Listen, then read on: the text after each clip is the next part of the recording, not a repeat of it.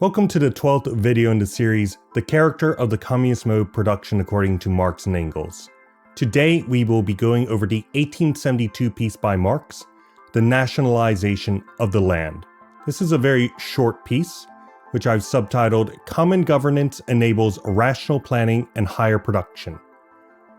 Communism will involve extreme development of agronomy, and it allows such through the much more efficient and effective husbandry of natural resources achieved through social ownership, combined with the greatest development of scientific and technical action increasing carrying capacity. Due to the nature of land, parceling it out only leads to a reversal and very real form of the alleged tragedy of the common scenario, wherein everyone tries to maximize their own plots individually, while being unable to organize large-scale works or apply equal methodologies, and as such, all sorts of ecological problems come out of it. This is one of the examples of the development of the metabolic rift and the division between town and country, and so on and so forth. Through nationalization of land, fundamental relations between labor and capital change in such ways that make it key to abolishing the capitalist mode of production. It brings all branches of production under common governance and applies the most developed techniques and productive forces everywhere at once. Through centralizing control over land, that is, nature, into the hands of society as a whole, the basis for a society composed of free and equal producers acting on a common and rational plan becomes possible. So, this could potentially have gone in the Dictatorship of the Proletariat series, which will be coming up next, but I decided that it would fit quite well within this as well.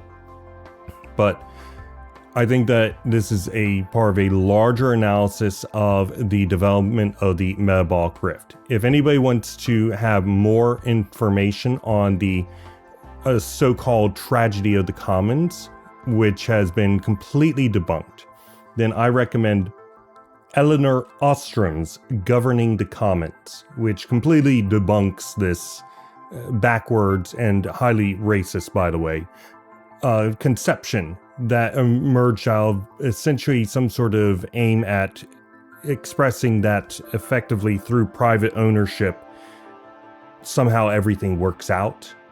The tragedy of the commons is a ridiculous conception on the face of it. And in fact, within a privatization of it,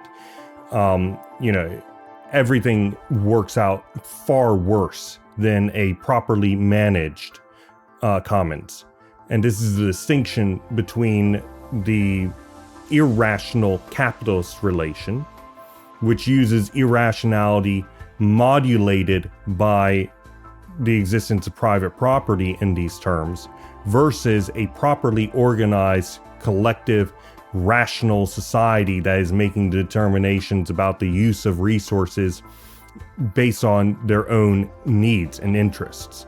It also necessarily imagines a market, and therefore and private producers going to that market, trying to increase their own in competition with others. But a commons works differently than that. So in any way, the tragedy of the commons scenario only exists within capitalism. It's not a problem within communism. Anyway, that is the end of my summary of Marx's The Nationalization of Land.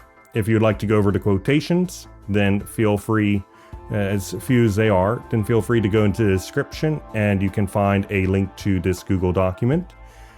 And also you can find a link to the United Marxist Pact Discord server if you'd like to join and talk about it. Tomorrow we will be going over the 1875 piece by Marx, The Critique of the Gotha Program. This is one of my favorite and also a very important piece, and I hope that you will join me for it. Thank you for joining for today's topical summary, and I highly hope to see you tomorrow.